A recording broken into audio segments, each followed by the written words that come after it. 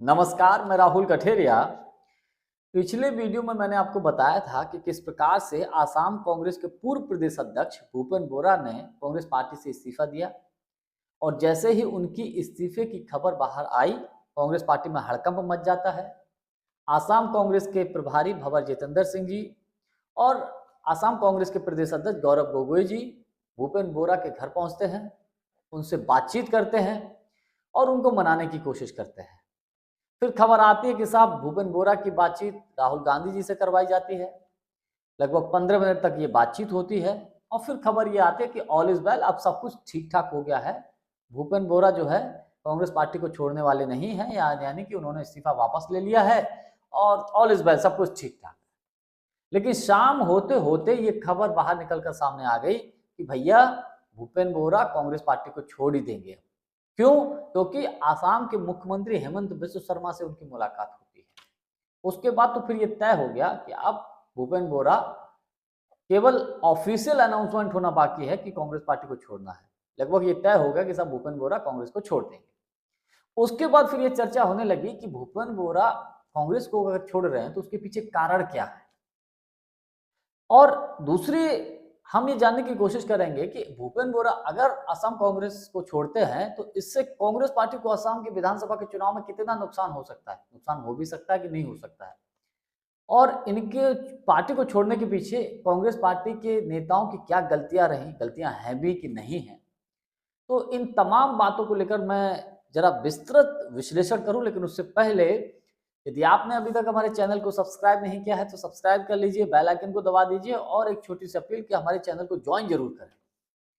देखिए, भूपेन बोरा ने कांग्रेस को क्यों छोड़ा, तो उसके पीछे जो कारण निकलकर सामने आया उसमें वो ये बताने की कोशिश कर रहे हैं कि साहब जो गौरव गोगोई ने जो पाकिस्तान से जो उन्होंने जो अपने इस्तीफे में बताया है कि साहब पाकिस्तान से लिंक का जो खबर आई थी, तो जो गौरव गोगोई ने जो जवाब दिया है वो संतोषजनक नहीं है।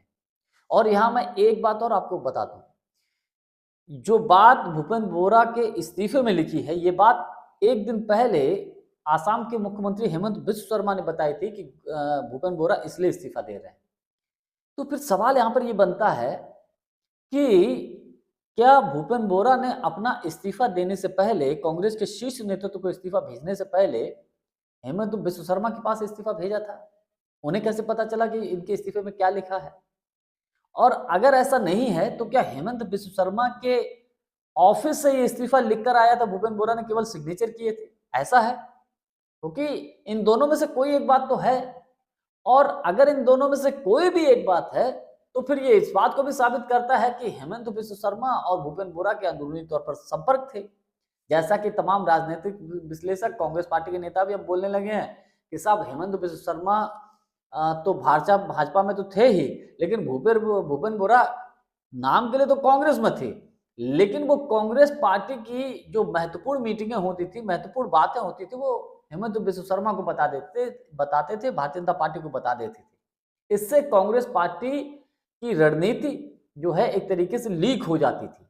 बहुत बड़ा नुकसान करते थे भूपेन बोरा कांग्रेस पार्टी को लेकर, कांग्रेस पार्टी की।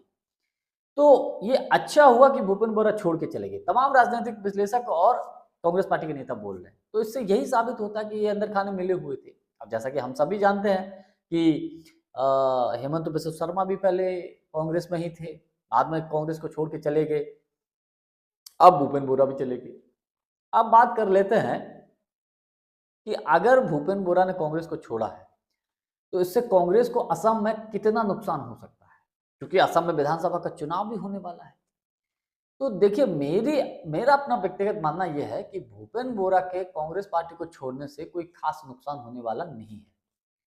उसकी बड़ी वजह यह हो सकती है क्योंकि जो कैडर का नेता होता है, जो कैडर यानी कि पार्टी का जो कैडर का आदमी होता है, वो सिर्फ ये चाहता है कि पार्टी की भलाई हो, पार्टी कैसे भी आगे बढ़े। और जब उन्हें ये पता चल जाता है कि हमारी पार्टी का ये फला नेता दूसरे दल से मिला हुआ है, तो कहीं ना कहीं वो सिर्फ, हालांकि खुल के तो वो डिसीजन कुछ ले नहीं पाते, डिसीजन तो शीर्ष नेतृत्व को ही लेना होता है। और अगर वो चला जाता है तो बहुत से नेता ये भी कहते हैं चलो अच्छा हुआ चला गया, फलाना नेता चला, अच्छा हुआ चला गया, पार्टी का नुकसान ही कर रहा है। तो भूपेन बोरा का कोई इतना बड़ा जनाधार ऐसा में मुझे ऐसा नहीं नजर आता है। हाँ, लेकिन कोई नेता होता है जब प्रदेश अध्यक्ष रहा होता है तो उसकी अपनी टीम होती है, अपने लोग होते हैं, तो कुछ तो नुकसान करता ही है। ये मैं मान सकता हूँ कि कुछ ना कुछ तो नुकसान करता है।